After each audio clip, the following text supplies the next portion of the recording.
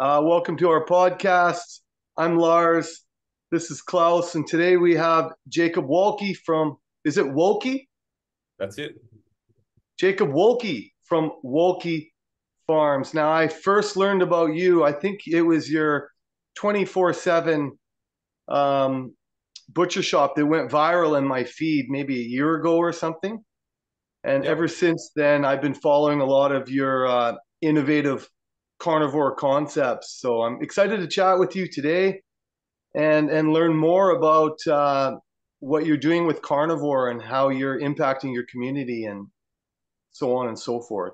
So thanks for coming on with us today. Yeah. Happy to be here.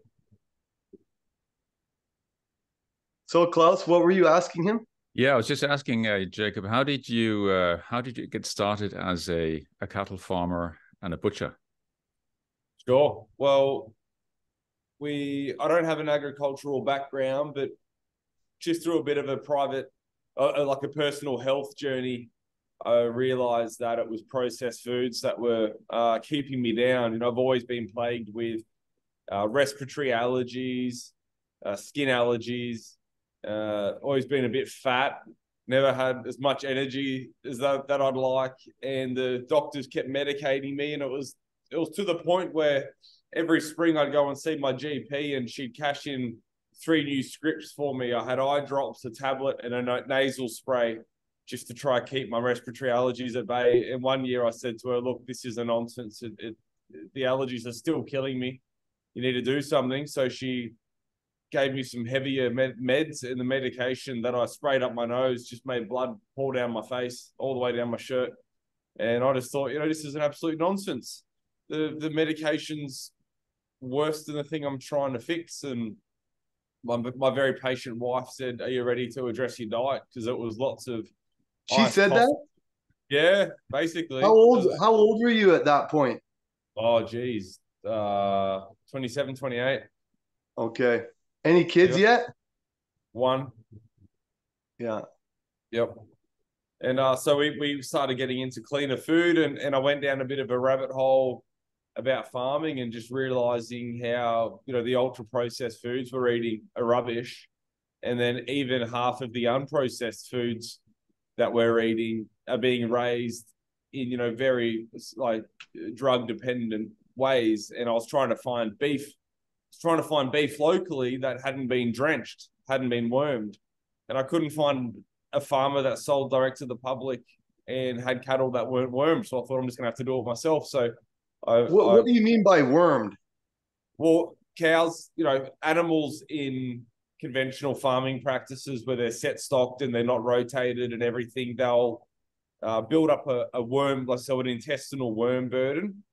And, the reason that happens to animals that aren't moving is because when they're excreting manure, they're shedding out the eggs from the intestinal parasites, and then they're grazing around yesterday's manure and they're ingesting those parasites. And the parasites, so every animal, us too, we have a parasite burden that we can live with. But these animals get to the point that these parasites will tear off the body condition out of the animals and, eventually make the animals sick and kill them. So farmers use things like ivermectin is a really famous worming agent. That's what it's used for in livestock. So, and to me, that was just drug dependence. And I didn't want to be eating from an animal that was a drug addict. I just wanted a natural animal that had just been outside, allowed to be an animal. So I thought, I found some farmers. You just came to this on your own. Yeah, this is like I'm probably going through like a year's worth of thinking and exploring and learning and experimenting. And I heard some people online talk about how they raise their animals without these drugs. And I talked to the local farmers here, and they all say it can't be done or it's too much effort. So I thought I'd try it myself. And we've been farming for 4 years now and never used drugs on our animals. And everyone, we've got beautiful, healthy animals on our farm. Yeah, you really do. I see all your posts. Having grown up on a dairy farm, I can tell what a happy cow looks like. Yeah, cool. Yeah. So did you go carnivore at the same time as this? No, we just sort of cut out all the processed foods and we're eating more whole foods. I actually started with organic vegetable gardening. That was in my backyard that was the first sort of thing I did when I was trying to get away from processed foods, because, we just live in suburbia, my wife and I. So we just did what we could with what we had. And I got into no-till organic gardening. And then I guess, I don't know, it's probably about a year ago when the whole meat-based diet sort of really popped up on our radar. And I guess I probably saw Jordan Peterson doing it. And I thought, like, that's my dream, to have steak and eggs for breakfast and then steak for dinner. Like, that's all I want. And everyone's always criticized me for wanting to eat like that. So I did it for a while and, stuck to it as best I could for when it was convenient and enjoyed it. And then my wife, just before we decided to have our third child, with my wife's second pregnancy, she was anemic. She had iron issues. And when you're pregnant and you've already got iron issues and you're trying to up your iron levels, it's really hard. It's like throwing buckets of water on a bushfire. You can't get in front of it. So my wife said, I want to go carnivore. She did. Yeah, before we get pregnant. Wow. So we both were super strict carnivore it ended up being 4 months before she got pregnant. And then she started introducing a few more things into her diet, but still very heavily meat-based, animal-based. And she had an amazing pregnancy. She her iron levels, because we got bloods done a few times, her iron levels are always great. She had none of the lethargic, tired, moody symptoms that normally come on with an iron deficiency during labor. So it was a real, and for women, when you sort of, I guess, do your research about gestations and this sort of thing, they get the body gets progressively depleted. There was one book that we read, and it said if a woman after a pregnancy, the quickest she can get her nutritional stores in her own body back up to full with a perfect diet is somewhere between 2 and 3 years. So we're having kids quicker than every 3 years. In our case, and our diet is probably not perfect. Like it wasn't before then, and we're pretty good now, but we're not perfect. And so women, really, they're setting themselves up when they're just eating commodity crap and not doing much. They're setting themselves up for harder and harder pregnancy. So it was really exciting for me to watch Anne's second pregnancy, which made her tired and lethargic and all the things that went along with that, and then put a lot of effort in and a lot of discipline, and just have an amazing third pregnancy with an exceptionally healthy, radiant baby, born through a home birth in a swimming pool in our living room. Like, the whole thing was just completely beautiful. And I was stoked that it was nice for her, because it means I'm a closer shot to getting number 4 in. Very good. You're talking to 2 guys with 4 kids. Bring it on. Yeah. How many do you plan on having? I'd love half a dozen. Yeah. Me too. Yeah, sounds good. I think I'm done, but anyway. Are you done, Klaus? Yeah, I think so. I always joke, my wife rolls her eyes when she hears me on these podcasts. You shouldn't say that. But when she says, "Rightio, Jake, this is the last one," I'm gonna pull out some magic and pop triplets in there. Well, it's good sport. Yeah, it's a good sport, and I see how you parent your kids on the farm and how you do it, and I think you're doing the perfect job. I think kids born onto farms, they get a whole decade of advantage handed to them just through practical experience. And I mean, there's nothing like it. It's beautiful. That's one of the conscious decisions about why we're doing what we're doing. We've just sold our house in suburbia here. We're in there for 2 more nights and then we're out. We're going to be homeless for about 6 weeks, and we're very close to settling on a farm just north of Albury, 150 acres, because all my farmland now is leased. I don't own any of it. So we're going to move out of town onto a bit of land and set the family up there. And I'm just so excited about getting my kids out of town and, go outside and shoot something, burn something, chop something down. And your butcher shop, it's right in Albury? Yeah, it's in Albury. It's just like a small town here in Australia, about 50. I've been there once. Yeah. Oh yeah, cool. That's right. You've been down this way. Yeah, so it's in Lavington. So it's just centre of Albury. Wow.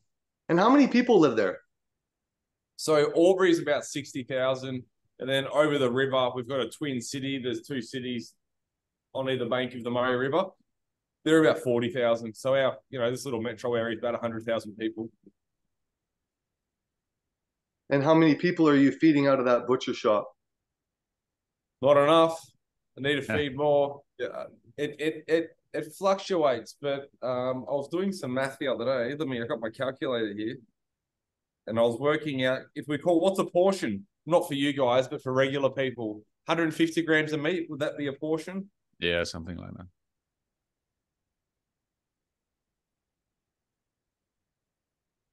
33 tons. I'm eating about it'd be like we're probably doing somewhere between 200 and 250,000 portions this year.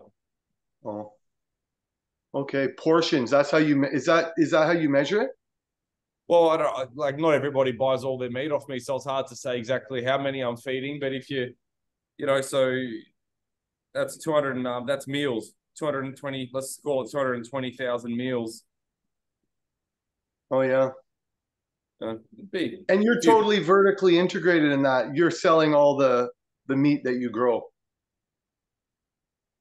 So yeah, we're selling all the meat that we grow plus a bit more. We've just partnered with a couple other local farmers. So earlier I said I couldn't find any farmers that were raising their meat the way I wanted it, that were selling direct to consumer.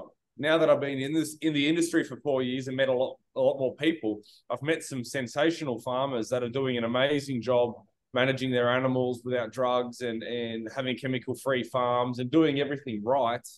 But they're not selling direct to the consumer because they're not interested. They're selling their animals into commodity markets. So I've found a few of these guys and I've partnered with them, and I'm now buying their animals off them, putting them through our butchery to help with volume, because certain enterprises are extremely slow to scale. Like cattle's very slow to scale because they take so long to breed and grow. Whereas chickens, I can order chickens and have them in the freezer in 42 days from the time they arrive in the farm. But cattle, it's 2 years. So we're relying on some other local farmers to keep up with lamb and beef. So why do the customers come to you? There's two main reasons. The first is wanting clean food. And then the secondary reason would be people with animal welfare,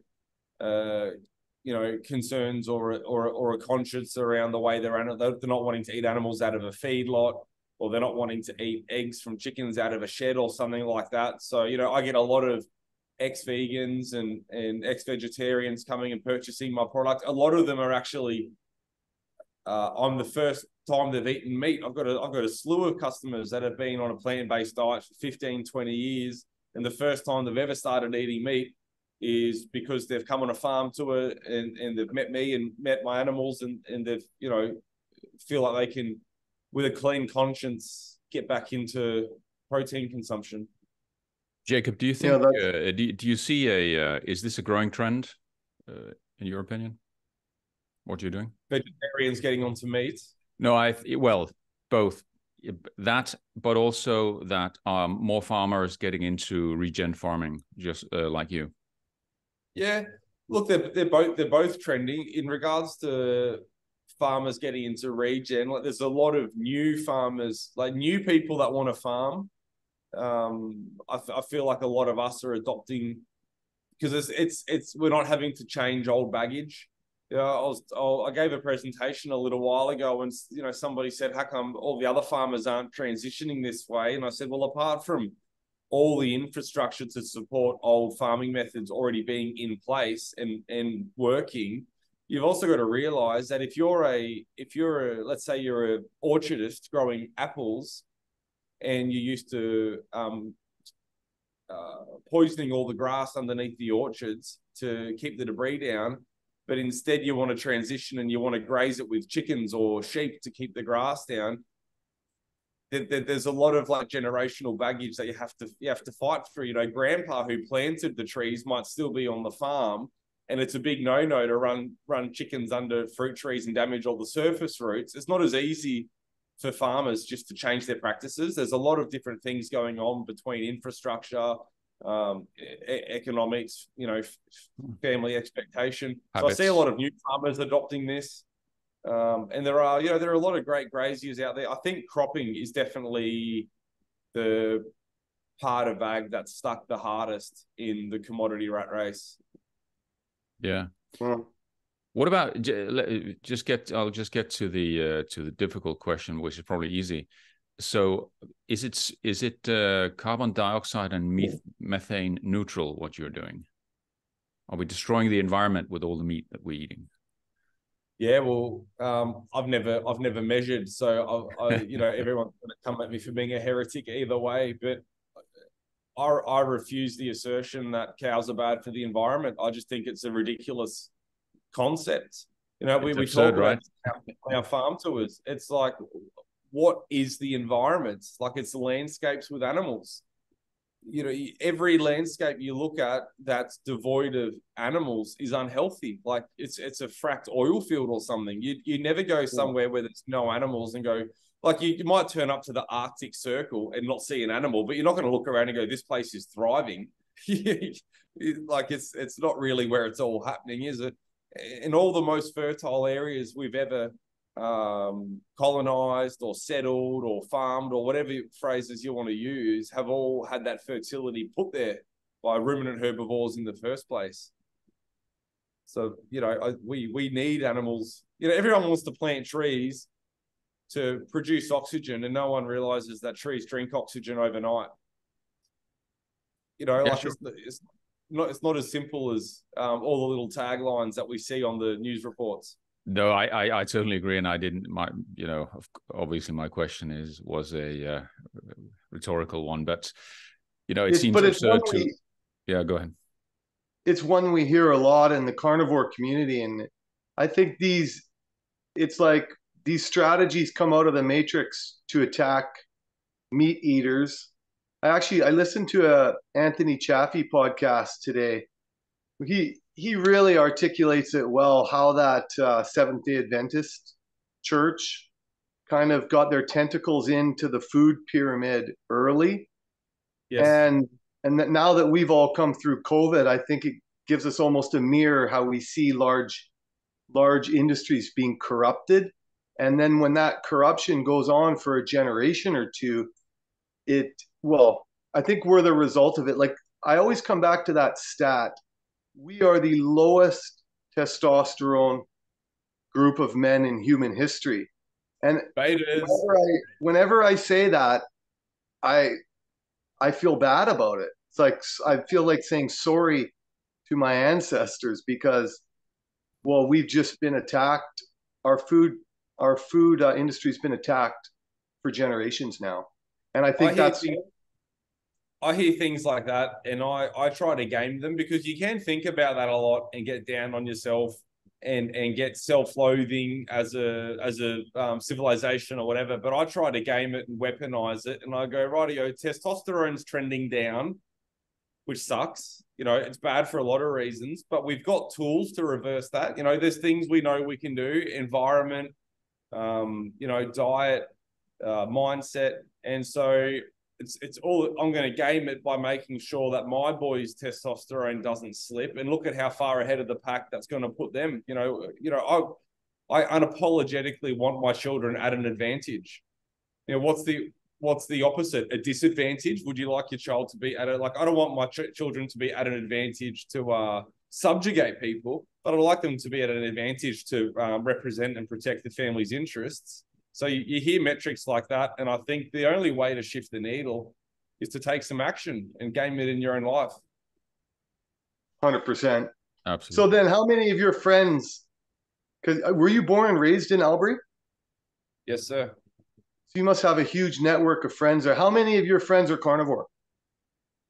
Not very many, and I've got very close family that are vegans raising their infants as vegans. Good Lord. It's crazy. Just because you're involved in a world doesn't mean everyone around you. What do they say? You're never a prophet in your homeland. Yes. You know, every idea I come up with and everything I say at the dinner table, everyone's rolling their eyes. Here's Jake talking about how we don't need glyphosate again or whatever, like just hammered on, you know. So, you know, there's a good community, like in my personal friends group that I had prior to transitioning into farming.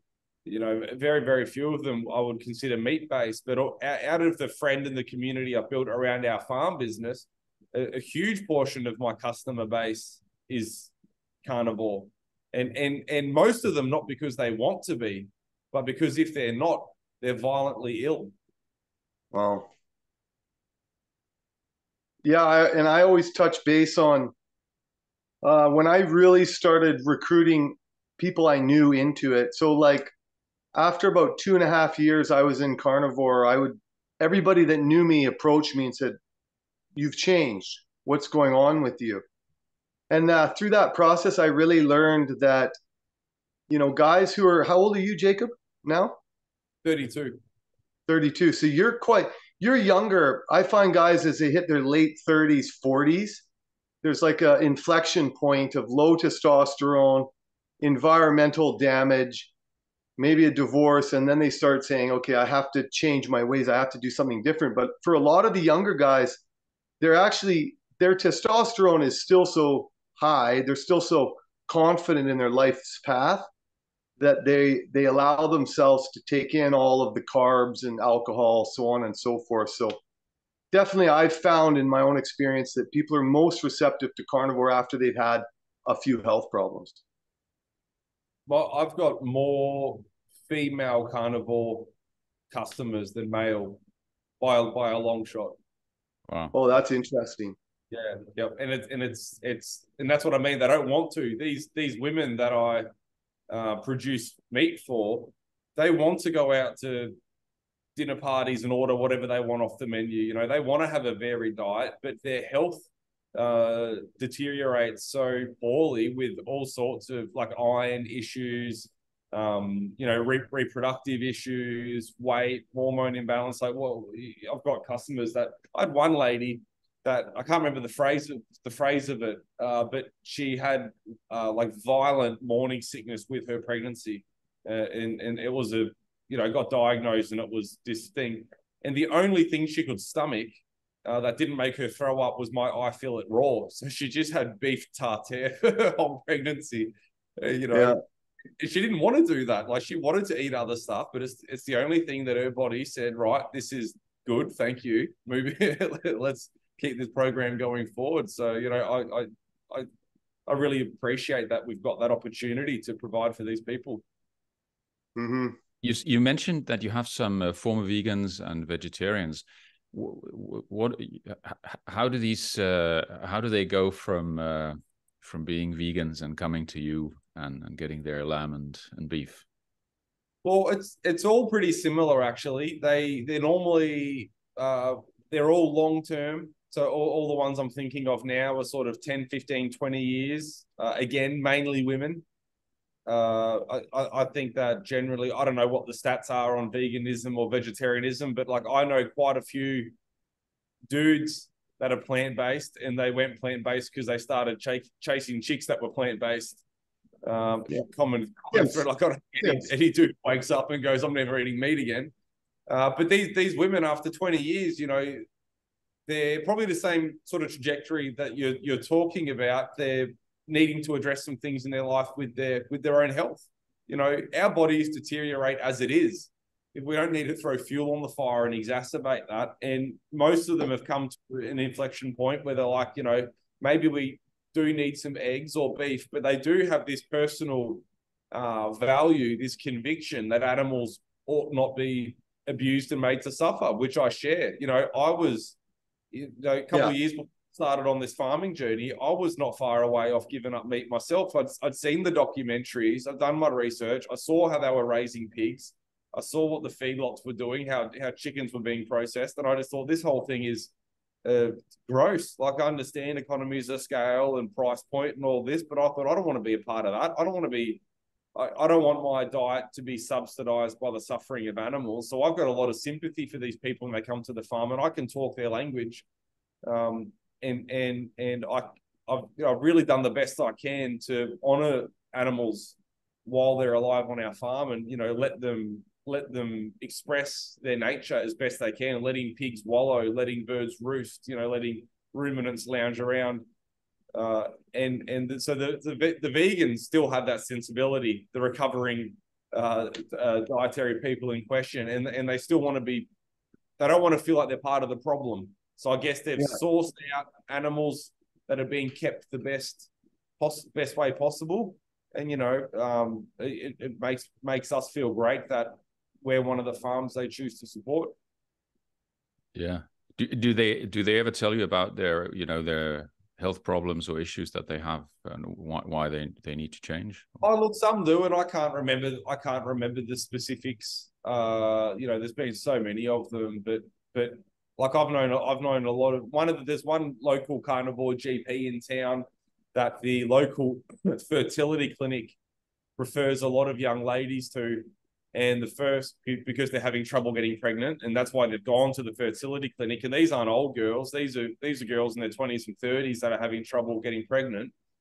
And which is a real shock for people, because you go through school and you grow up and you're young, and everyone says make sure you put a condom or a boy's going to sneeze on you and get you pregnant. So everyone thinks it just happens like that, and then you start to try, and nothing happens the first month, and then for a lot of people, young people, they're trying years and years and years, but they're in such an environment.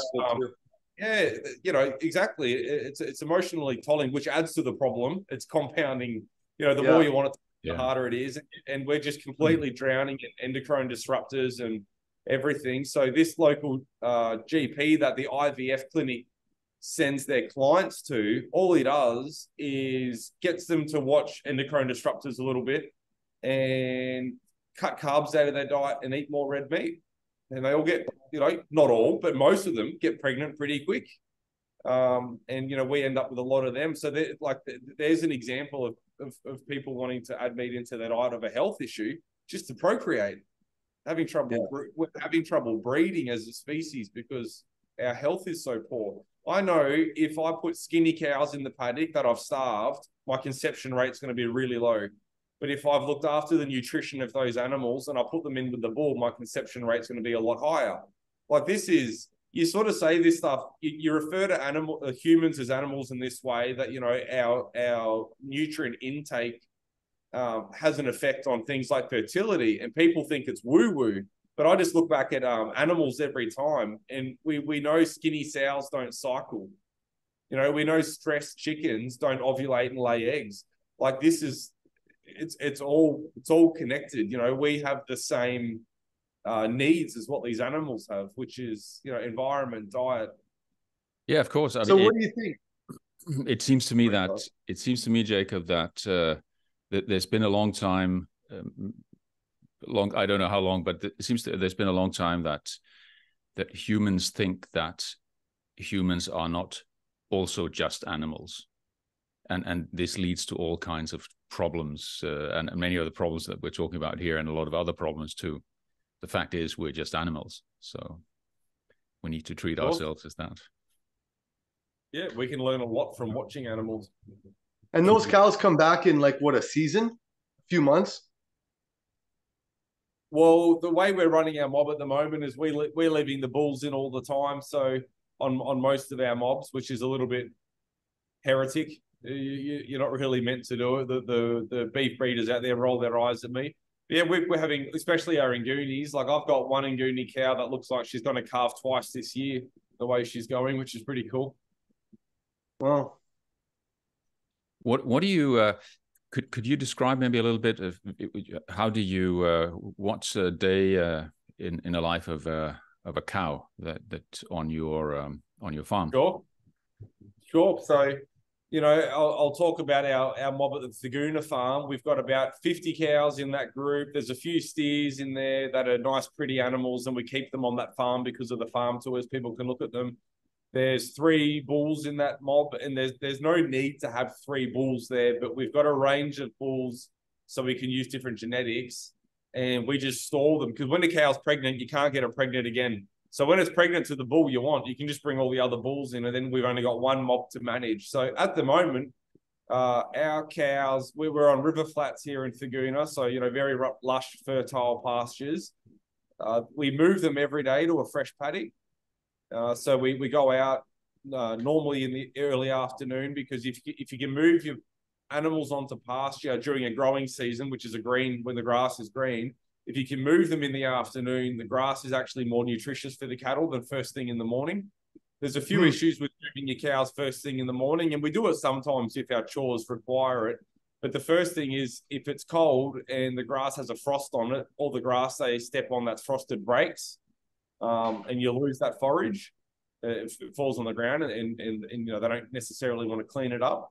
And the other thing is, grass is more nutritious in the afternoon, and you can prove this just by doing a simple Briggs test, which is you get the grass, you roll it up till moisture starts coming out of the leaves, and then you put it in a little Brix refractometer, which gives you the sugar level in the grass. And the more time during the day that the grass has had time to absorb sunshine, the more sugar and nutrients that's in the grass. And we're talking about, you know, substantial gains. So we try to move our cows early afternoon into their fresh paddock every day, so we can give them that little bit of lolly store grass, and, you know, give them everything that they need. We have a little portable water trough that we drag along with them, and at the moment we've got those. There's probably about 60 head in that mob, and they're grazing on about a third of a hectare, 3,000 meters squared every day. So that's about what would it be? Half an acre, maybe. Wow, and you move them that much? We move our cattle mobs every single day. Are you moving the fences along with them? Yeah, so we've got electric step-in fences. So we've got like fiberglass step-in posts and an electric 400-meter electric wires, and we roll them out new paddock every day. We used to do the same thing on the dairy farm. In the spring and fall, we would pasture the dairy cows, and we would segment off big, long, rectangular field, like maybe an 80-acre field, and we would just step them down the field. Yes, exactly the same thing. Yep, because we don't want them in a big area for a long time, because then they're grazing around their feces. And when you have a blade of grass, like let's say for the people that might be watching, I'm holding up my fingers as blades of grass, and then they prune them and they graze them down. In 2 or 3 days in a growing season, they're going to be coming back already, and they're going to be drawing energy out of their roots because they've lost their solar panels. So they're going to be drawing energy out of their roots to get those solar panels back up. But in 3 days, you've got these beautiful virgin leaves of grass that are brand new and super sweet. So the cattle come and eat them again. And now you've got no solar panels, no leaves left, and the energy's being absorbed out of the roots. And you've just overgrazed that plant and hurt its regrowth potential. And it only took you 3 days to do it. Yeah. You had them in one paddock for 3 days and you've stunted your grass. But if you move them every day, they never get a chance to take that second bite. So our grass recovery is a lot faster. And the amount of feed we grow on our farm with no synthetic fertilizers or anything like that, like my stocking rate is extremely heavy compared to everyone else in my region. And my farms, I got grass up to my waist over all our properties. And we've got neighboring farms that are set stocked, which means all the cattle have access of one big paddock all year long. And it's like a putting green. There's parts of it that are already turning to dust in the middle of spring. And they would have less cows per acre than what I do. It just comes down to management. Fantastic. So you just do you do the cows, they only eat grass? That's it. Yeah, we don't believe in feeding any ruminant herbivores anything but herbs. So, no grain for our cattle. We do feed grain to pigs and chickens, but pigs and chickens are omnivores, and we've got them outside so they can also graze. They can also chase crickets and bugs and worms and whatever other, dietary input they want to forage for. But, they get ad lib grain, so as much as they want, but our sheep and cattle are grass only. Yeah, it's so interesting to hear you talk about your grazing strategy, because it's you're moving them daily, like you say. And for the average person in the city, they don't understand. It can be tricky to move cows. They can get out, they run away. They're not like sheep. They don't move as one like sheep do. Well, the thing is when you do it every day, and every time you do it, there's a reward, which is a fresh. So they're learning. Grass. If we drive over to the cattle 2 o'clock in the afternoon and stand there next to the paddock and then drive off, they'll start mooing at us, saying, "Why didn't you move us?" Like we do this every single day. We got a customer coming in there. They're like, "We know what's happening." So our cat, it's the best job on the farm. Like, it's better than collecting eggs. It's better than moving pigs. Like, a lot of the jobs are very fun, but moving cattle, we have a call.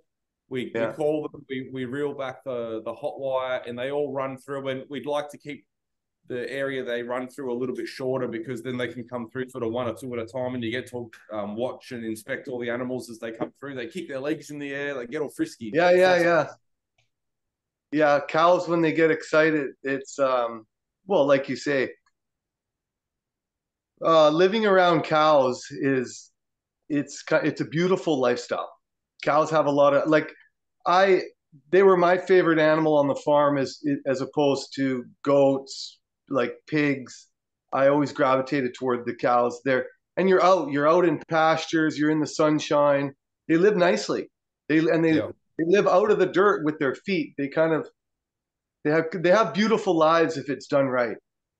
Well, they've got a lot of dignity, cattle. It's why a lot of cultures and religions over time have worshipped them, because of the value and the way they hold themselves. But, if I ever want a quiet moment to sit and contemplate for whatever reason, I go and sit with the cattle.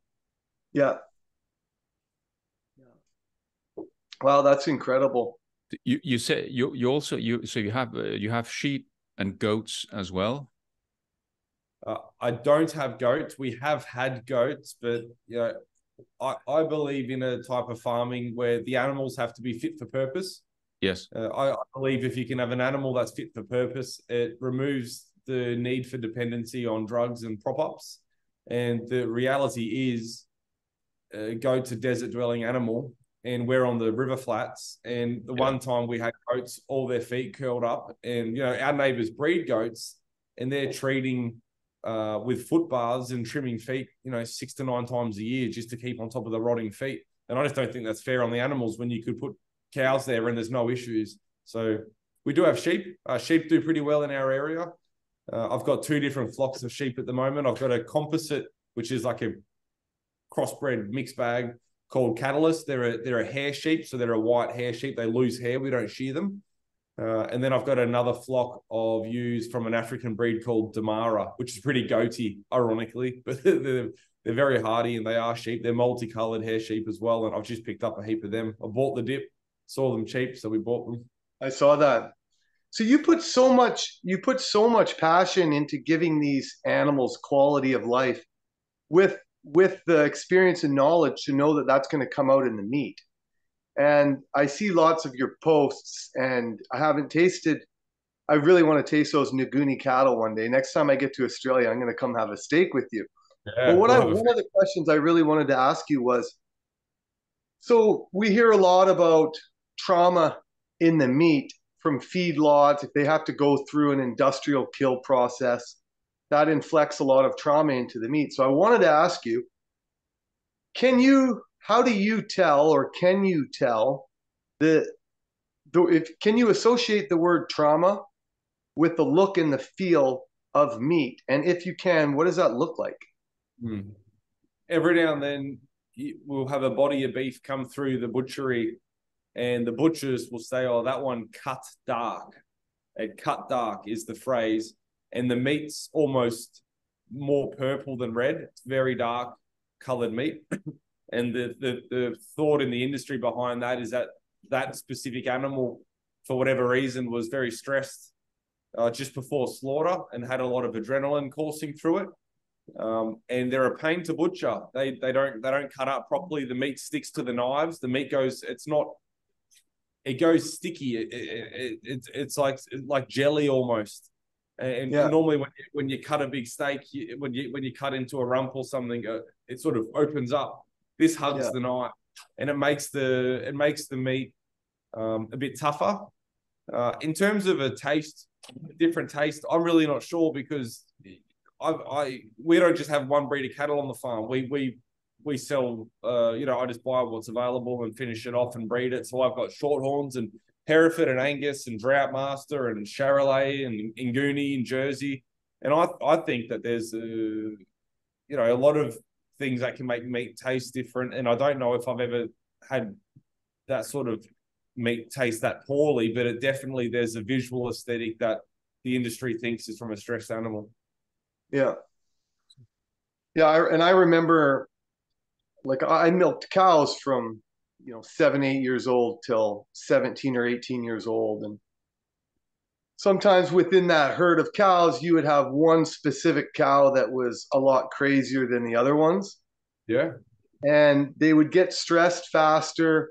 And in the process of milking them, for example, if you knocked over like a stainless steel pail, a certain cow would get very bothered by that, and they would have like a runny diarrhea crap. And the smell, I always knew the smell of the animals that got highly stressed were different than, a lot of the herds will have, I grew up on a 45 cow dairy, so small, which allowed us to do the pasturing like you did and stuff. And some of the cows, they smell clean. Like when you're putting the machines on their udders, like this big, warm, clean, the whole animal is a lovely, it smells good. But then the high stressed animals, they have everything from their skin to how the crap falls off their fur. They're not as high as a quality as animal. So they're more susceptible to the trauma. Certain animals are more susceptible to the trauma they get. Yeah, definitely. Like some cattle walk on the truck and they're fine, and other ones don't want to get on at all. And there's probably a range of reasons. I've had a few cattle over the years that refuse to get on the truck, and we could have got them on if we belted them and hit them with an electric prodder and screamed at them and pulled our hair out in the process. But we just let them off and called the on-site slaughterman out and shot them in the paddock and dressed them in the paddock, and it ended up being a lot nicer for the cattle. A lot safer for farmers.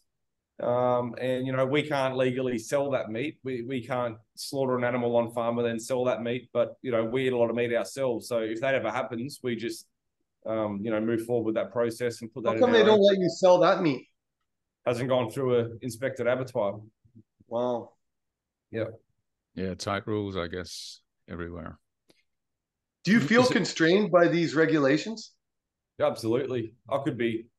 My business could be so much bigger if I wasn't always having to, like, once you're in the rhythm and you know what the regulations are, they're not too hard to appease. But trying to figure it all out in the first place, like, it's not simple. When I had to build an egg grading room, so when we collect our eggs, we needed room to store them in where we can candle them, look for cracks, inspect the quality, stamp them ready for sale, pack them. It's got to be a certain room. And when you download the government guidelines on how to build it, it's like an inch thick, and you read it, and the language they use, it's deliberately impossible to understand what they're actually trying to get at. And it took me ages to wrap my head around. I eventually built one, and now when other farmers want to start doing chicken eggs and they call me, I said, "Oh, we're trying to build our grading room and we can't even wrap our head around where to begin." I say, "Look, it's easy. You need washable surfaces. So your floor, your walls, your ceiling all need to be washable. The cool room panels.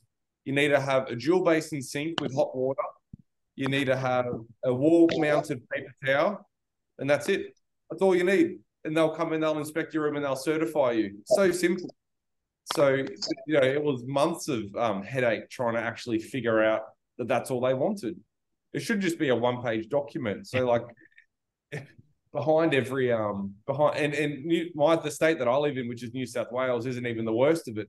In Victoria, if you're a butcher and you want to make small goods to sell, so bacon, ham, cabana, Kransky, whatever it is, every single cook you do, so every batch of small goods you produce, you need to send away a sample to get tested in a lab at your own expense, which will cost you, I think it's like $160 or something. So a butcher might only want to cook 10 kilos of cabana, but then he's got this $200 fixed expense to get a culture and test the bacteria so we can make sure it's safe from E. coli or salmonella or something. But there's no requirement that you hold the goods back before the test comes back. So the test takes 2 or 3 weeks to get back. And in that time frame, you've already sold all the goods. So it wouldn't have protected anyone anyway, because if they've done a recall, it's already all been eaten. So no butchers in Victoria cook their own small goods anymore. There's just a few big centralized small goods guys that instead of doing 10 kilo batches, they do 1 ton batches, and they can send off that same $160 test. And then they wholesale bacon and everything to everyone else. But like, that's just another example of regulations just making it impossible to get off the ground. Yeah, good. Wow. Jacob, how do you prefer? I just wanted to talk a little bit about how you cook your meat and your eggs, and how you what do you recommend? What's the best way? What do you like? Tell me about that. Well, I like it the way my wife does it. She does most around She here, does? but she does all. My wife does all the cooking. Like I can make myself a meal if she's not around. But you know, my wife, she's an amazing cook, and she's got a knack for it, and she's got a passion for it. And something that'll take me an hour and I'll pull my hair out, she could cook 6 of those dishes at the same time and and hold a conversation and feed the baby, and like she's, you know, just a gifted lady. But I have been watching her do our steaks, because I think if anything, if I ever need to cook myself a steak, I can't be grilling myself up a well-done T-bone and having that. So, you know, we teach a lot of people how to cook steak, because they come here and they buy a pack of Scotch or Porterhouse for $40. They don't want to go home and ruin it. A lot of people don't have that food intelligence as a culture. Yeah. You know, people don't know how to handle food. They come in, all my meat here is frozen in Cryovac bags. People go, how do I defrost it? They want to go home and put it in the microwave to defrost it. They're going to destroy it. Yeah. So the way we cook a steak is we take it out of the Cryovac bag. So we defrost it in the fridge. Takes a day, no problems. Take it out of the Cryovac bag, sit it on a tray like a plate, and put it on the kitchen bench. Takes maybe an hour, and we let the beef come up to room temp. You don't want to put a cold steak on a hot grill because it goes tense. Before we put it on the grill, we get the grill nice and hot. We use, you know, cast iron or stainless steel. We get it nice and hot. Heaps of salt and pepper on the steak. Put it on the grill, and we cook it until you see a bit of that red liquid come through it. People think it's blood coming to the surface, but it's not blood. It's a protein called hemoglobin. You wait till you see that protein come through, and then we flip it 2 minutes on the other side, and then we put it on a plate to rest for another 5 minutes, and then we eat it. You know, and that's rare. So we like our steaks rare. We eat it rare, and you know, that's a good steak every time. The only exceptions to that would be if it's a T-bone, which has a bone in it. We call steaks different ways to you, but a T-bone has the New York strip and the fillet on it, on the bone. Yeah.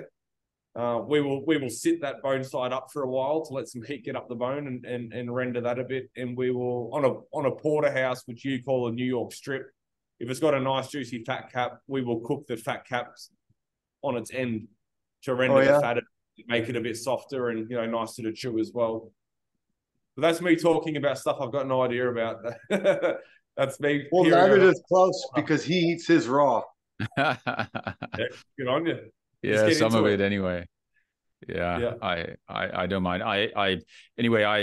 I cook when I make my steak. It's pretty much exactly as you describe. I've been doing some so-called dry brining for quite a while now, which seems to make the meat. It gives it a nicer color, and maybe it seems maybe to taste a little bit more intense because there's less moisture in the meat when it's been dry brining for days or a week. But it might just be in my head. I don't know. I think the same as you. I'm never sure on the taste test because I do like 1 week, 2 week, 3 weeks. I'll even leave it in a month. And then why not? I experiment a lot with that. I'll put it on the counter. Like I'll leave a steak on the counter for a week.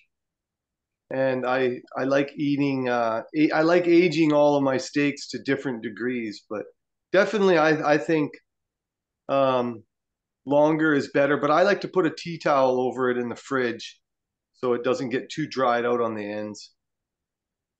It's interesting, you know, you leave it on the bench in a week. Most people out there would think, oh, how haven't you killed yourself with food poisoning? Is what I mean. This food intelligence that we've lost.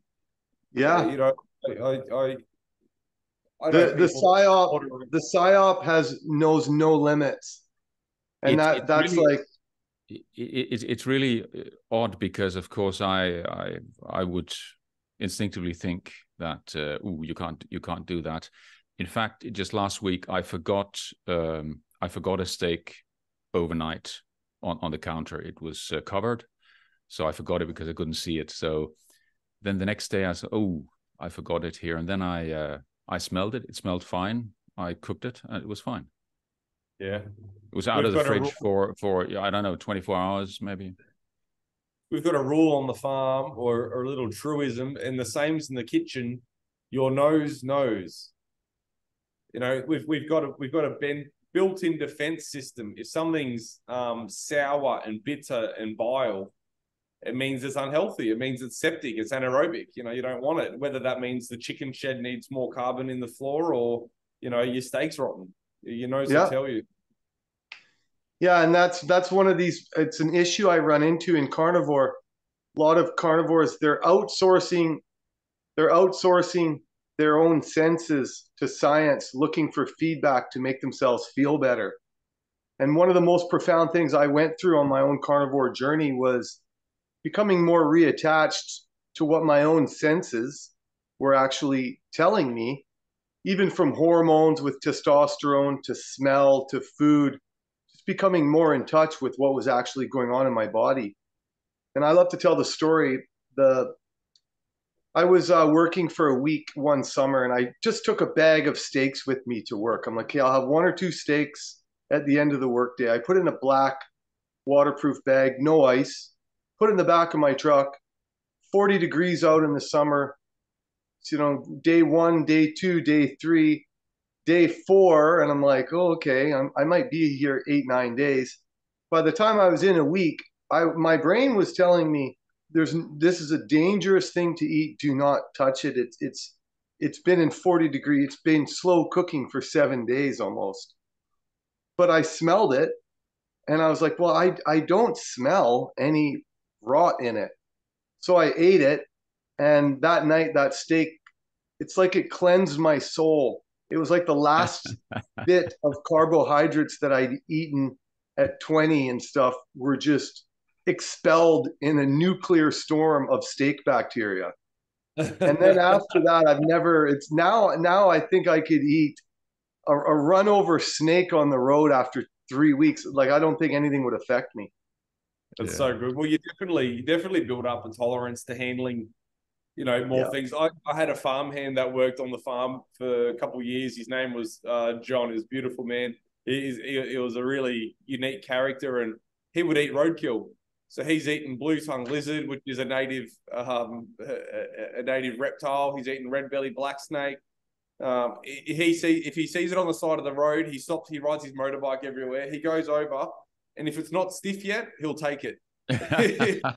So, a few weeks before he moved up north to be closer to his family, but one of his last shifts with me, he turns up to the farm, riding down the road to the shed on his motorbike, with a dead kangaroo sitting on his lap with his head over his shoulder, hugging this kangaroo, because he's been riding out to the farm and he saw it on the side of the road as roadkill.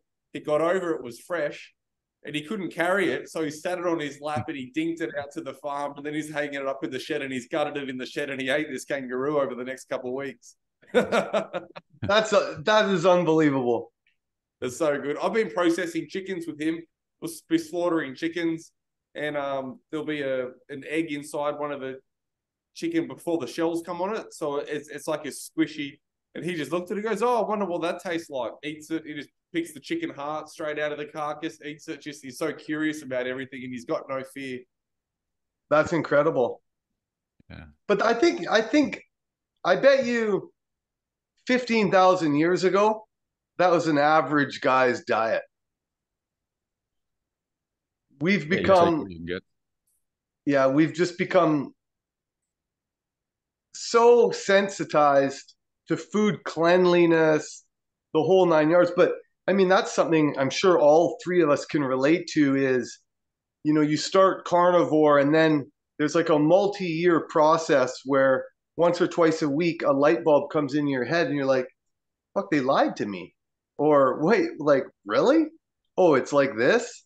That was true for me I really went through that for a couple of years. Everything from how we feed our kids, how we educate our kids, what we eat, and like modern man is so conditioned to eat through tradition and comfort. Every weekend, sporting events, it all stacks. Like carbs stack up in our body and they stack up disease. So, but that was it. Kind of brings me to another question I really wanted to ask you. So, if you had a magic wand and you extrapolated your business out 5 years from now, what would it look like, and what would your customer base look like?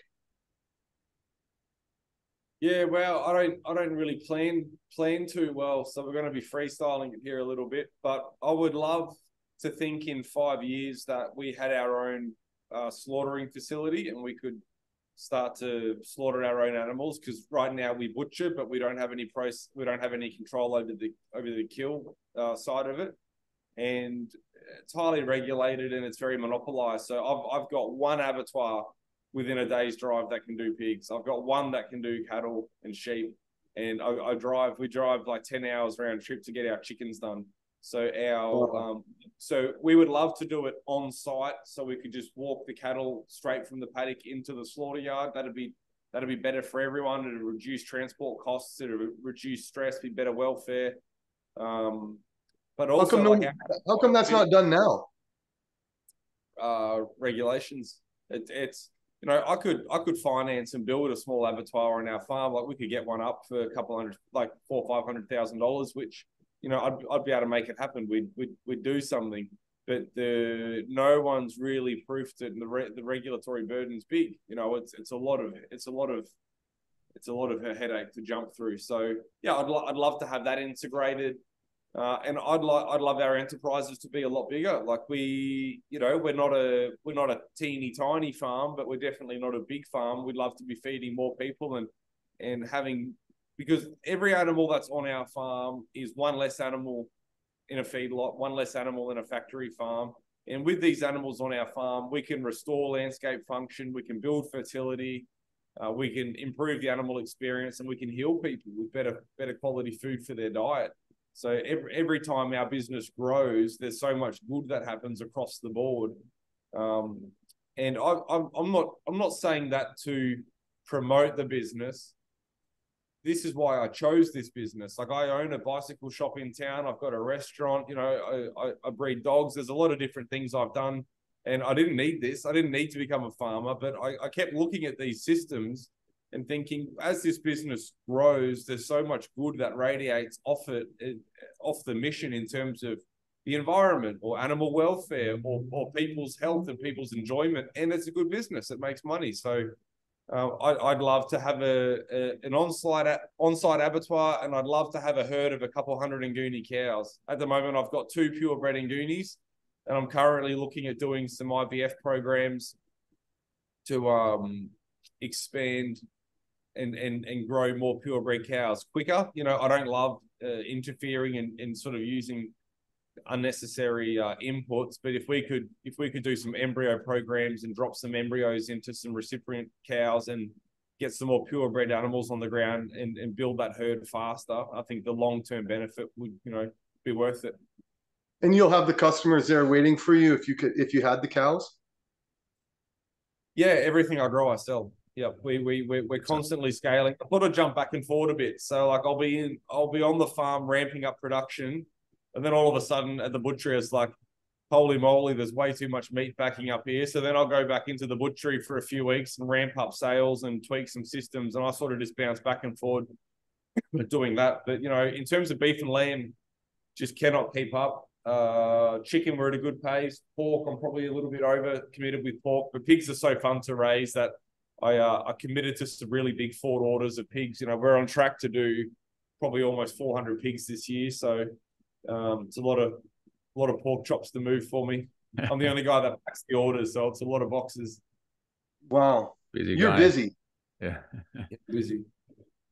Jacob, But what you love it. Jacob, do you have I wonder if you have some advice for carnivores or other people for good quality food and good quality life.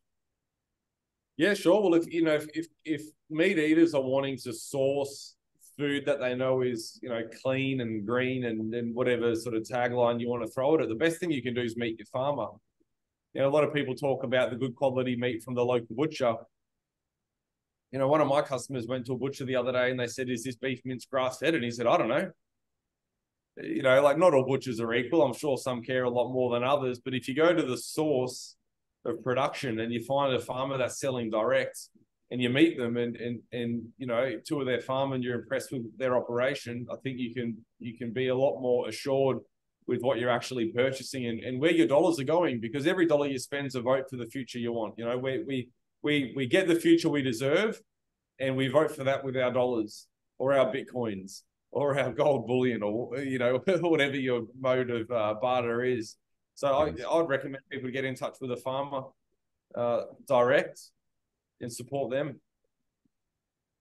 Do you have any because the harder the questions you ask the farmer, go to the farmer and say, "Oh, do you drench your animals? Do you worm your animals?" And they'll say, "Oh, yeah, we do because we need to." So, well, I listened to some nutbag guy on the internet, and he said because he moves his cows all the time, he doesn't have to drench them, and so his meats have got less chemical residue in it. And challenge your farmers, because I get challenged all the times. I've got chicken and pork consumers that are continuously challenging me about feeding soy to my pigs and chickens. They don't want to be eating pork and chicken from an animal that's been fed soy. But, so as I'm constantly getting that feedback and being challenged from my consumers, it's making me, either defend or change my farming practices. And there's a lot of knock-ons. Now I need to go back to my mill and I've got to work with the dietitian to formulate a new feed for my chickens and my pigs. And I've got to run a new budget because my feed costs more. It's like, it's not simple, but I can't follow the market and give people what they want unless they're willing to, pressure me and tell them exactly what they're valuing. So when people are wanting this stuff, you need to challenge your farmer and say, I don't want it to have that X treatment. I don't want that breed. I don't want it to be killed that way, whatever it might be. Yeah. Wow.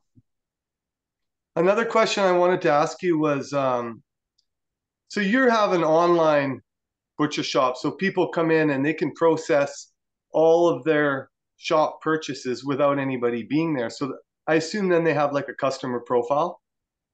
Yeah, so they get a unique PIN code. They let themselves in with a PIN, and then they use an app on their phone to purchase stuff. They hit pay, and it just comes off their debit card through Stripe and online bank, and it's in and out. There's little security cameras up there watching them as they're in and out. And yeah, it's been running like that for 2.5 years. It's been working really well. And so then I guess you're able to see which people eat the most amount of meat and what types of meat they eat. Definitely. And it is interesting looking at that, because we have some clients that come in the butchery very rarely and just by choice cuts. And what that tells me is that this person really values what we have, but they don't feel like they can afford it with their everyday consumption. So they just come and they buy choice cuts for celebratory dinners, birthday dinners, whatever it means, But then we've got other groups that come in, and every week they spend a couple $100 on mince, young families. And, that tells me that person really values what we have, and they're willing to sacrifice what cuts they eat and make other, and prioritize what they're putting on the dinner plates of their kids. And it's super interesting.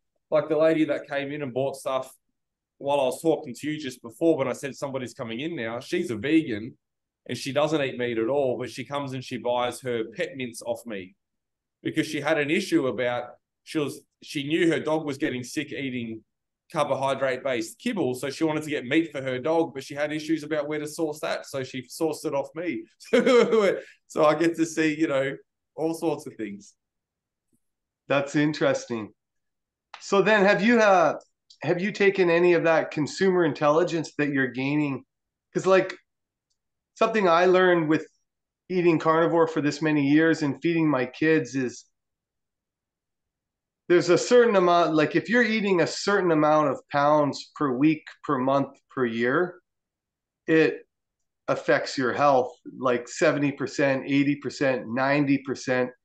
When you're starting to eat steak up at, like no carbs, the waterfall health effects off of that, I really found when I went completely clean for months at a time, I felt superhuman. But it's also true that when I was just started eating steak more times, I felt better. So I'm just wondering if there's any like consumer intelligence that you can do to kind of educate these people. Say, hey, last year you ate X amount of beef and it cost you X amount. Here's some different meat strategies you can do that's going to take you up another X amount in protein, and these are some of the health effects that you can realize from that. Yeah, it's a fun idea, and I could definitely pull that data out. I guess there's so many spinning plates in my world. I've got to pick my battles. Yeah, for sure. I can't imagine. Yeah, you doing it all. Yeah, well, like and there's a lot of curveballs. Like for instance, today's Thursday. On Monday, we got a weather warning that there was going to be a rain event come through with 150 to 300 mil of rain, which is that's 6 to 12 inches of rain. And we're on river flats. So if that happens, all my chickens drown, all my baby lambs wash away. So three of us spent 2 days hauling ass, moving 1,000 chickens, setting them up in the shed in a deep litter area there, moving all the sheep up to higher ground, tying down all of our portable structures because we've got all these different types of portable infrastructure for our cattle and animals to have shade and all different things. And it ended up being 60 mil. It was a nice shower, and nothing came of it. But there was just like 2 hectic days that we didn't ask for, squeezed in on top of. I still got to pack my orders. We still have to butcher the thing. We still have to go to the abattoir. We still have to feed the chickens, collect the eggs, all the normal stuff. So yeah, there's always a lot going on, and you can try your best to systemize it, but there's just constant. You're dealing with Mother Nature, right? Like it's only a few hours away. There's towards the east coast of Australia. There's a 5,500 hectare, like a 10,000 acre bushfire that's out of control, and our region's trying to send helicopters there to fight the fire, but the helicopters can't fly because the rain's so heavy. Wow. Like when you're dealing with Mother Nature, you got your work cut out for you. Yeah, indeed. Yeah, you do. Well, that's it's fascinating. And so there's a lot of similarities between vegans and carnivores at the end of the day, and especially at the point when it concerns animal welfare, wouldn't you say? I think most carnivores that I've come across, want to be eating healthy animals. They don't want to be eating beef from animals that have been standing knee deep in their own feces in a feedlot for 3 months. That because you've come at it from a point of view like we want the best for our health. That's why people have chosen this diet. I think a lot of the veganism people come at it for 2 different reasons. One's health and one's animal welfare. And I've got more in common with the average vegan than I do with the average food eater.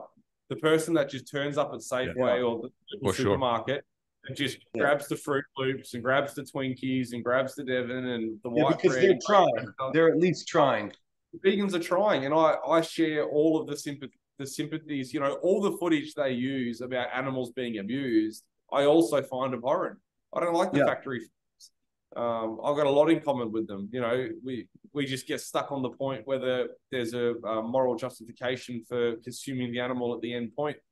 But I think vegans and carnivores actually do have a lot in common. But rhetoric and culture sort of makes the conversation really challenging. I think. Do you get them on your farm tours? Heaps. And are they surprised by what they see? And I love having them. They're the most informed. They care the most. When they do decide to eat meat, they're the one group that never care about price because they've got such strong convictions and values that they're willing to put their money where their mouth is. You know, most of them, a lot of them are. I've had a couple that have come out and had a nice day and decide not to keep eating meat, but I've won. You know, they only come out because they're thinking about dipping their toe back into animal protein. Like, they're not coming out to pick a fight with me. I've never had anyone come to the farm to sort of take a swing. So yeah, I've always got along really well with them, and they always enjoy their time out there. Oh, fascinating. I think the vegans have been very important for making, I think, treading a path of having, let's say, really focusing on having a healthier lifestyle. And I think they've made it much easier to be carnivore or have a ketogenic diet or have a specific limiting diet, and generate more choices also in the stores. So I think they've done a good job of paving a path. And I think veganism got helped because the metrics are so good. You know, and what I mean by that is, I know a lot of restaurateurs, because we've got a cafe in town. I know a lot of the chefs around town. I know a lot of the proprietors. Everyone in the food industry loves vegan dishes because they cost nothing to plate up, because there's no animal protein on it. So it's peas and beans and lupins and bread and whatever else. And you can charge the same as a meat dish, if not more, for it, because it's a specialist item. So restaurants love vegan dishes. The margin, it'll be the best margin. Yeah. If you go to a restaurant and you buy a steak for $50, it's probably the most expensive dish on the dinner menu, but it's also likely grossing the lowest amount out of all the dishes. It's the lowest profit dish out of the whole menu, but the vegan dishes are the best. So it's not like there's some big conspiracy from all the restaurants all around the world to get behind veganism, but it makes sense. If you can make more money, we're all scrapping the margin everywhere. And so I just saw that get adopted wildly. You know, it's tapering off a bit now, I think. But you know, for a few years there, it was every menu had multiple items. We've gone the other way on our menu at our cafe.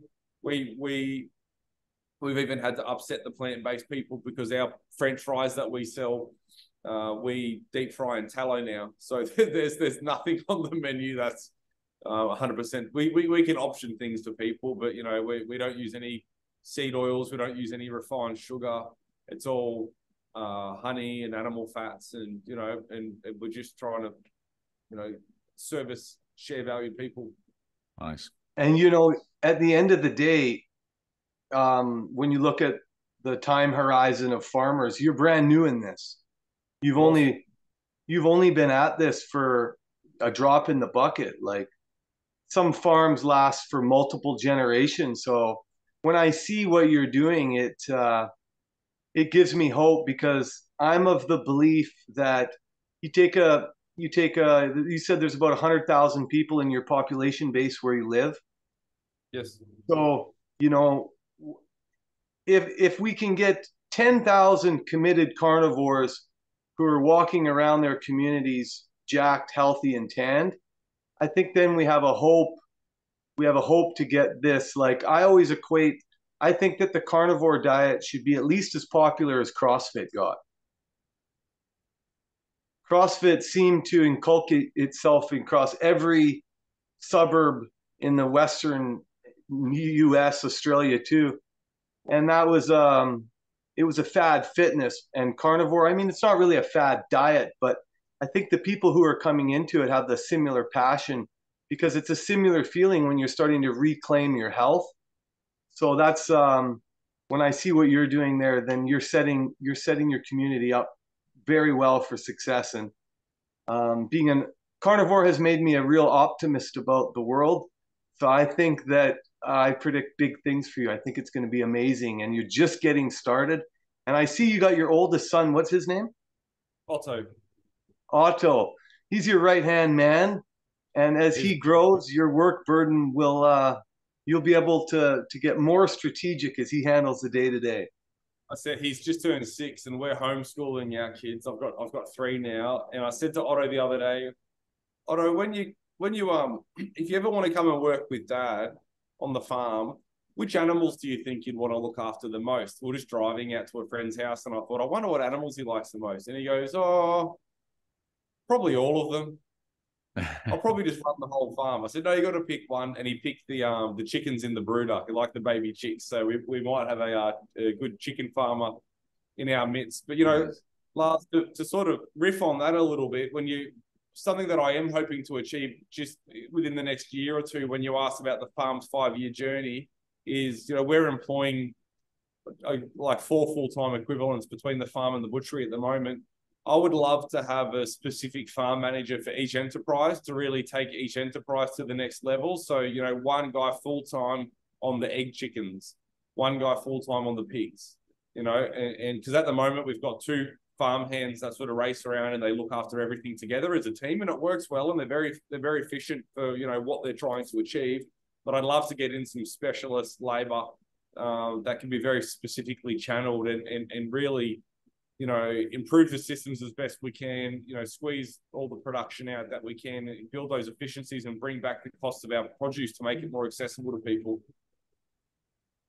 Well, then you're growing the highest quality meat on the earth. Of course. And that's, you know, so much in carnivore is like, people come into it, they say, well, what does it cost? And that's another conversation. If somebody, well, isn't it expensive? I say, like, it's not even a conversation I'm comfortable to have anymore, because the entire presupposition is broken. It's like, what should we spend? What's the very first thing we should spend our disposable income on? High quality food. That's like the first thing I do when I get a check is go buy a mountain of steak. And it's like, we don't even, I don't even think the market can kind of separate out the different qualities yet and give it an accordance price. They kind of lump it all together, and people have this feeling like it's expensive. But then, and it takes a lot of eating before you realize, in fact, how inexpensive it truly is. Well, it's such a disingenuous comment, because, you know, to begin with, all they're thinking about straight away is New York strip 3 meals a day. But, you know, we've got a whole world, a whole community saying they can't afford it, when, you know, porn takes up 60% of the bandwidth on the internet. You know, like OnlyFans, and no one wants to walk. Everyone wants to get a cab or get an Uber. We spend $300 on designer jeans that already have holes ripped in the knees. Yeah. You know, how many pairs of pants do you need? You need a new phone every year. Like, you know, the whole designer glassware, getting a haircut by a barber every 4 weeks. Like, our priorities are completely cooked. I've got a few fantastic local families, young families that are big, 4, 6, 8 kids, that buy, and single income families, homeschool families, but from the local Catholic community here. And they buy all their meat off me, and they make large sacrifices to do it, because it's to feed that big family is expensive at the best of time, and they want to, and they're not carnivore families, but they eat a lot of meat, and they want that meat to be from me, quality meat. And, you know, they make it work. Yeah. You know, mum picks up a cleaning gig and earns a bit of cash. No one, you know, they don't get to go do the lavish ballet lessons, or they don't go and drive all over the state to chase little 7-year-old Jimmy's soccer career, or all these other stupid things that we do. You know, even that's normalized in our community, to drive all over the country, chasing a little kid's. I'm not saying kids shouldn't play sport, but what are we sitting in the car? My sister, I've got a little sister who's 13. My parents just drove her 8 hours round trip for a running race, and I said, I didn't know she ran. They go, oh, she doesn't. So you go for an 8-hour trip, so you've lost a day of earnings, you burnt all this fuel, all this money to go for a running race for a kid that doesn't even have an interest in running. Like, and that's normal. That's good parenting. I just think the whole thing is absurd. It's absurd. I think there's another point as well. If you look at the nutrient content of various foods, you will find that rice, pasta, and quinoa is more expensive than meat per protein content or other nutrient content. So it's simply bullshit that meat is expensive. Yeah.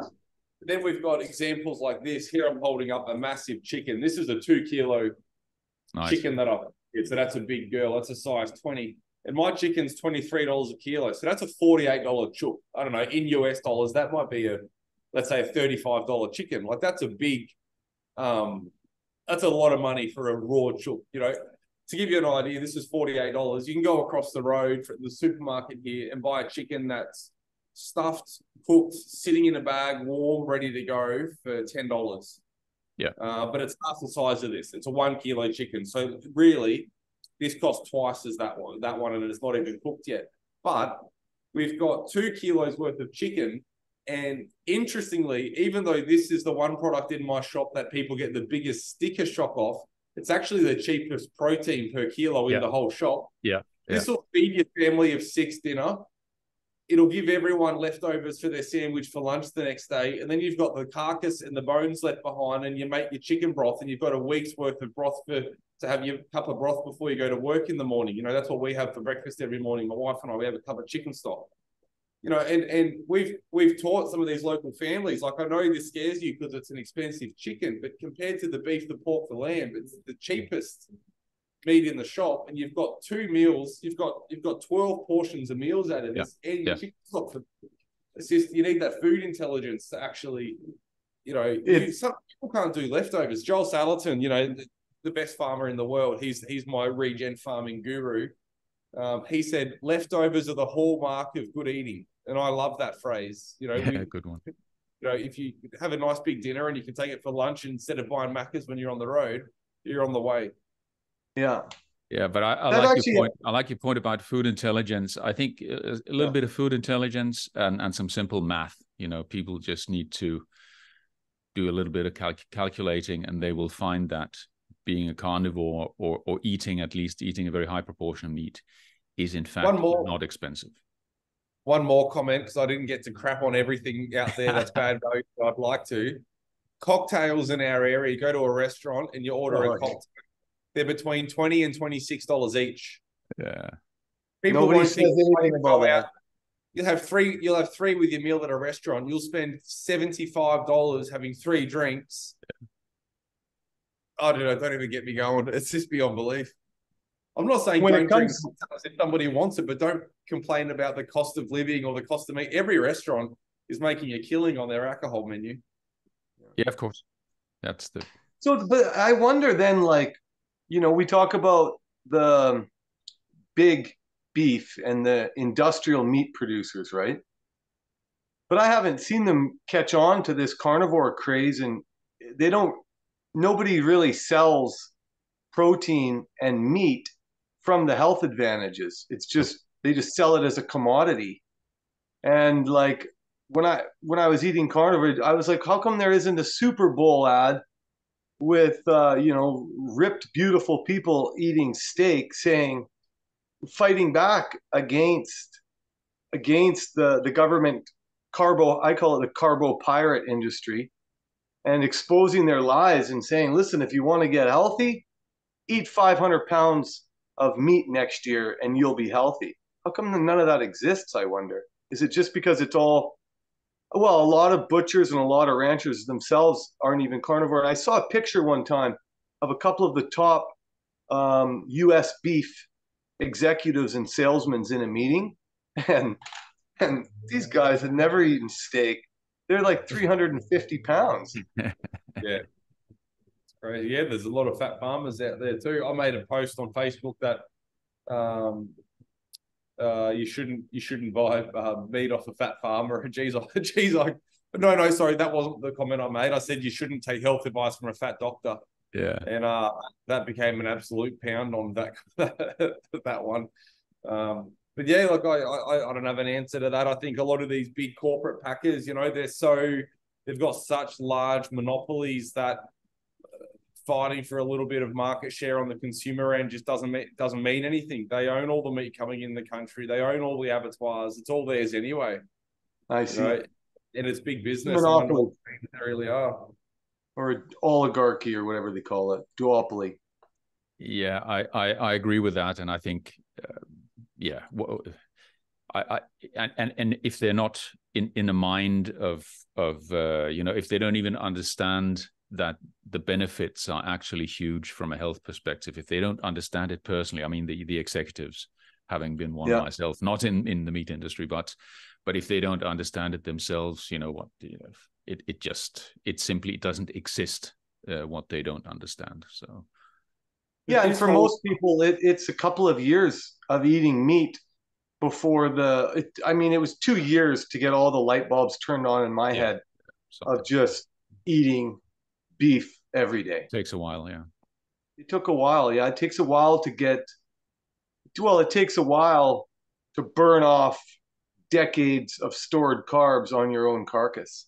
Yeah, and kind of also, I think it's a learning process as well, because there's a reason why a bachelor's degree takes 3 years and a master's takes 5 years. It's not just the amount of things you need to learn, but there's also, I think there is a resting learning effect while resting and while time passes, and suddenly you start realizing things as time goes on. But, oh, this happened too, and you have enough time to repeat and understand what's actually happening. So I think a lot of people, if look at people like people with like billionaires, Bill Gates, Elon Musk. Why are they fat? This is completely ridiculous. Why are they fat and unhealthy? That just seems absurd to me. But it's because they do not understand what they could do. They haven't internalized it. So then they don't understand the compounding effects of daily steak compounded for 1,000 days on an intermittently fasted metabolism is so absolutely transformative to a physical body. And I mean, I didn't really understand it on like a community-wide level. Like, what would a community look like if this eating style was distributed across the entire thing with everybody eating that way? Until I started looking into history of nomads and the top hunters, the most fierce tribes, 100% carnivore. And when you dig into how those tribes operated, it's like we can't even imagine. It sounds like crazy testosterone with high adventure happening all the time, more energy to travel and to tackle challenges than we could really even understand today. Yeah, you look at some of the hunters in Africa, and they'll actually run down an ant. Like, they'll just track it and they'll just run after it for like a day until it dies of exhaustion. Meanwhile, here in suburbia, in my town, if you can't get the car park that's directly at the front of the store, you just keep driving around the block until it comes free. Yeah. There's a disconnect. Totally. There is. I'm just trying to sell some beef mince. That's all I'm trying to do. It's just baby steps. Well, you're doing God's work, so it's going. So are you looking, how much do you think you're going to increase? How many more pounds of meat are you going to sell in 2024 compared to 2023? We're looking at about a 60% increase is what we're predicting. So, our farms, our output in terms of revenues compound doubled for 4 years, but we won't be able to maintain that this next 12 months. It'll be too much for everything, I think. So it'll be about a 60% increase, but I'll probably maintain that for a few years. I'm really on a bit of a journey at the moment. I'm at a crossroads because the farm's going well and it's growing and it's making some money and it's doing what it wants to do. But no one in this space in regenerative agriculture has fought for and claimed and held any reasonable ground. And I don't say that to disparage the movement, because I'm a true believer, and I don't say that to put the movement down. But there's a couple guys out there that are really having a go at the moment. In America, there's a farmer, Paul Greaves. He's got a company called Pasture Bird in California, and he's really building some infrastructure, investing in R&D, and scaling his business to a defensible level. And I think the only way we're going to do that is by getting capital. So the crossroads I'm at is, am I happy to tick along with the family business, grow it a bit every year and build it into a $10 million company, whatever it is, and have like a nice substantial farm business? or do we want to go soak up a couple $1 million worth of capital from some venture capitalists and turbocharge this thing and really try to proof the concept and make it meaningful and really try to, like you said, Lars, why aren't they advertising at the Super Bowl? It's because all the regen farmers, like most regenerative farmers doing what I do, they don't pay themselves. They don't have any, they can't even afford staff. They got a town job as a dentist to offset the losses at the farm because it's all grassroots still. And I really think that the movement needs a few people to, like, I feel like there's a bit of a calling for it.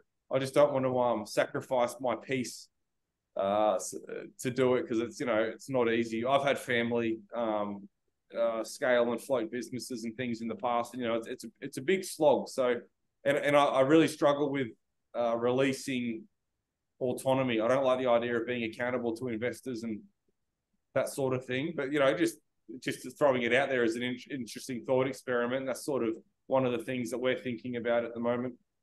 Good thinking. Well, that's really interesting. And sacrificing your peace is a big decision. And when you work, I'm come from the venture capital and private equity side, and you will be accountable. And then there will be people who don't really necessarily understand farming who are going to ask, bother you with unnecessary stuff because they have their own stuff to do, etc. So you're going to be tied up in a structure. So I think, I'm not trying to give you advice on you obviously know what you're doing and very successful. And well, I've got some family and some associates that have expressed to me that they'd be interested in putting up, some lump sums each to try to turn. So I wouldn't need to go to some VC board and pitch. I could fundraise 7 figures with like-minded people, but it doesn't necessarily make it that much easier. It might be a different kind of, it's a different kind of reporting structure, but yeah. Well, it's a manufacturing problem. I guess it's similar. Most people are somewhat familiar with Elon Musk's manufacturing problems over the last 5 years, because he had to go from legacy autos and they were built one way, and then he upended that whole thing and ended up, doing something that had been done millions of times every year on Earth, but now doing it in a new way. And I think something similar is going to have to happen with meat production on Earth, so that we can get regen meat at scale everywhere. Yeah. I've got 100 ideas and the same 20 as everyone else. And to be honest, like, one of the things I get a bit of decision fatigue on is I don't know, like, we probably need to champion one of our enterprises. We do beef, pork, chicken, lamb, eggs. We probably need to have one of them as a hero product that we're better known for than the others, and it's a real leader, and we do that one exceptionally well. But I like all my enterprises so much that I find that hard to figure out. And if I do a profit and loss projection or a budget, I can make them all sing. I can make them all look fantastic. So, but yeah, I keep coming back to one of the coolest things to see happen to push some ground forward would be taking monoculture pine plantations and raising our pigs in them. There is no reason for a pig to be in a shed anywhere. Like in Australia, we've got millions of hectares, millions of acres of monoculture pine plantations, which is exactly where pigs are designed to live. They're forest-dwelling animals from Europe. This is literally where they want to be. Why are we investing millions of dollars building these centralized warehouses with concrete floors, manure lagoons, air conditioning systems, all this stuff to put our pigs in, when we've got these dormant, static, empty, perfect paddocks full of pine? So I've got this system in my head. Like, I just think it'd be easy. It'd be so easy to do. So, there's so many ideas knocking around, but I just think that'll be a fantastic one to tackle.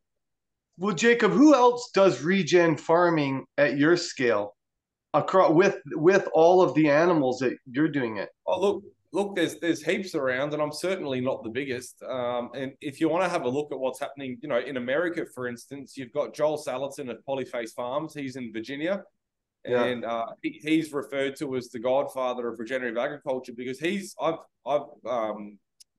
mimicked a lot of what I do from what he does. He's been doing it for 50, 60 years. His father was doing a lot of this stuff. And they've taken a property that was 500 acres and basically rock because all the soil's been eroded over years of cropping, and they've built feet and feet of topsoil on it by the way they're managing their animals on it. They've just done an amazing job. Then you've got Will Harris of White Oak Pastures. He's probably bigger again. He's in America, in Georgia. He's got one of the only USDA inspected abattoirs on farm in the whole of America. And, you know, he has like 800 breeding cows and does, you know, tens of thousands of chickens and turkeys and guinea fowl and pigs and everything. You know, there's a bunch of guys, you know, there are a couple of the real big multi-species examples around the place, but then there's a bunch that are doing just fine, I think, as family businesses with a little boning room, selling meat to their community, and that's fine. I'm an advocate for more small farms to decentralize it, to get it into communities. Like I think that's great.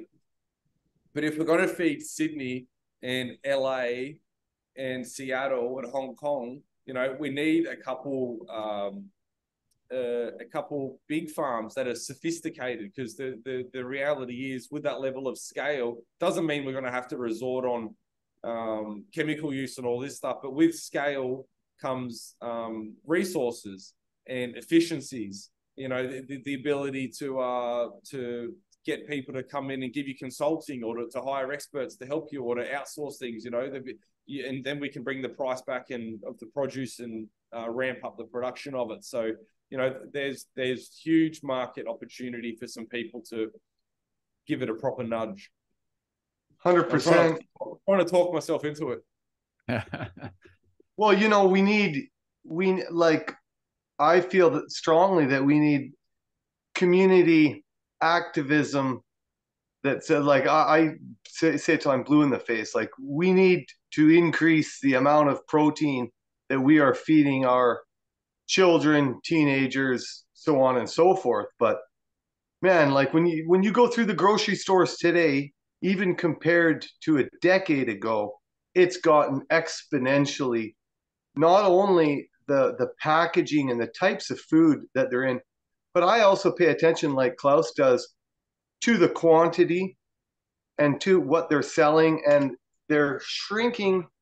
They're just making it more and more and more poison. And at some point, we need to really hit them back. And you know, I think at some point there's going to be a turnover, because this can't keep going on forever. I had a funny experience just this week. I went to my supermarket and they had some random chalk roast there. It was 18 euros a kilo. And just around the corner from that, you could buy, there was like a large selection of sandwiches and other ready-made food. So I just, for the hell of it, I looked at what I wonder how much a ham sandwich costs. Anyway, the ham sandwich was 23 euros per kilo. So don't come and tell me that meat is expensive. Yeah. I mean, and this is what people here, people primarily buy either semi-ready or completely ready meals just to chuck in the microwave, or to eat like cold. Well, look at the Uber Eats. I had a cousin that told he cancelled his Uber Eats account because they sent him an end of year balance email or something, and he got to see how much he spent on it in the year. And not only did he spend something like $8,000 on food, but he realized that the delivery charges and everything was like almost $2,000 of that. Yeah. Yeah. And we talk about that beef isn't carbon good. It's unbelievable. Yeah, exactly. It's just, wow. Well, that's a great conversation, fellas. Yeah, it's been fun. Thanks for having me. Good stuff. Yeah. Very inspiring, Jacob. You are going to have a fantastically successful life and business as well. That's for sure. Yeah. Yeah. It's a grand big adventure you're doing, and I love seeing what you're up to, and just keep doing it as you will. Phenomenal. And just keep innovating the game, because we need guys like you to feed protein to all the kids that are coming along that you're making. Yeah, feed the tribe, keep them coming. Yeah, for me it's going to be All right, grandkids gentlemen. maybe sometime here. Not quite Good. yet, but hopefully soon. Hopefully. Well, that was a slice. Nice to talk with you, gentlemen, and we'll see you back on X. All right, guys. Cool. All right, Thanks, guys. gents. Good one.